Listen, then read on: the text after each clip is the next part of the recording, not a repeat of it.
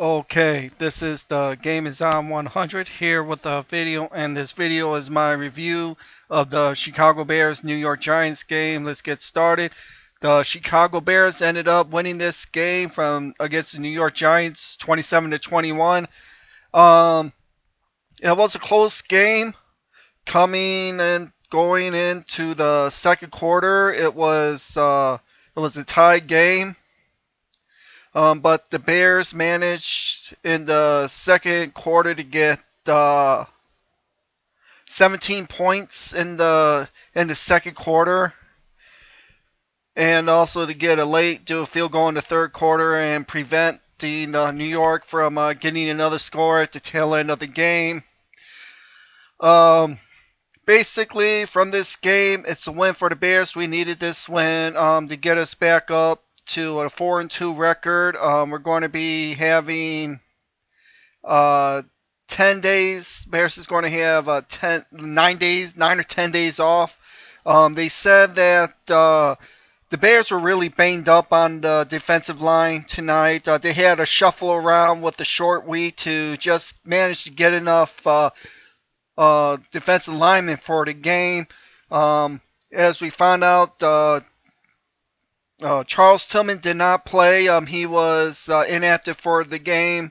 If the Bears didn't play on Thursday tonight, they would have probably had Tillman play on Sunday, but it was a decision to sit out Tillman. There was an injury to DJ Williams. He went out.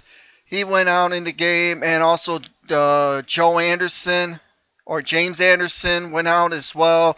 So, so they had John Bostic and Blake Constanzo in there for the tail end of the game. It was just a thank you to Eli Manning. Thank you, Eli, for turning the ball over 3 times. You threw 3 pits, two of them to Tim Jennings. One got returned for a touchdown. Basically, from the Bears on the day, Jay Cutler was efficient. He was good. He wasn't sat. He didn't turn over the football. He played outstanding football. He was 24 or 36 for 262 and 2 touchdowns. Had a quarterback rating of a 106. They said the Bears record with Jay Cutler, if he has a 100 plus rating, his record is 16 and 2 as a Bears quarterback when he has a passer rating over 100. Matt Forte had over 100 yards from scrimmage in the game. He was 19 carries for 67 yards.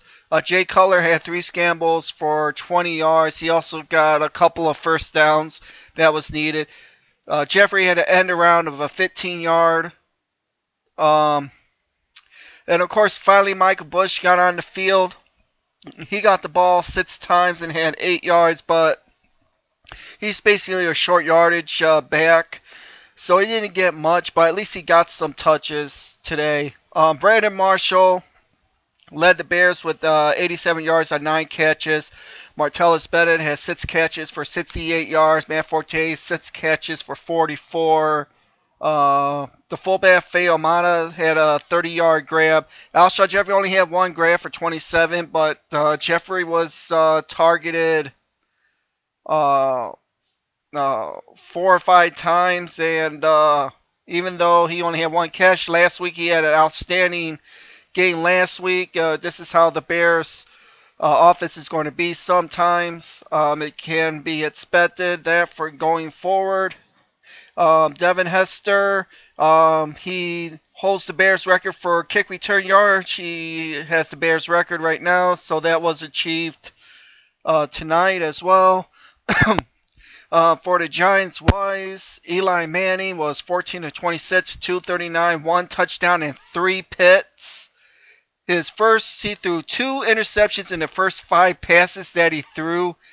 That eventually settled down, and he did manage to get a touchdown, but he now has 15 interceptions on the season. Damn. The Brandon Jacobs, he was good for them. He had 22 carries for 106 yards with 2 touchdowns. But but I knew that they were going to probably get some good yardage because the Bears were on the defensive front, so probably expected. The Bears allowed. Randall had 3 catches, 75. Hitz had 4 catches for 70, and Victor Cruz had 4 catches for 68. What I gotta say about the Bears defense? The Bears defense did outstanding tonight. They did what they had to do on a short rest. We'll see what's going to happen with with DJ Williams if he's injured, if Joel Anderson if he's injured. Then the Bears has to do some shuffling around. At least they have a full week of practice. They can decide what they're going to do. We know John Bostic is going to be playing, and DJ Williams isn't going to be going. John Bostic is going to be playing on Blake Constanzo. I don't know if he's going to be filling in for James Anderson, but maybe they can get Kasim Green, let him get out of there at the field, and let's see what he can do. He's going to be he's the supposed the heir apparent successor to Lance Briggs, but if he can come in and if he can step up, that will be good if he can get to play. The Bears is going to have to do something with their defensive line. They're going to probably have to bring someone in. With that defensive line having Corey Woolton on a short week coming in and playing at defensive tackle was huge. I know he had to step up, but Corey Woolton is only a 6'8", 270. He's only 6'8", 270 defensive end. And he's not meant to play defensive tackle, but the Bears had to move him in. So hopefully the Bears can get that addressed with their defensive line next week. So overall, this was a good game. A Bears win. Take this win. We go into next week's game against Washington Redskins. And we'll see what happens with that game. But the Bears improved to 4-2. And that's all I gotta say. If there's anything else, no, there isn't. This is The Game Is On 100. I am out. Later.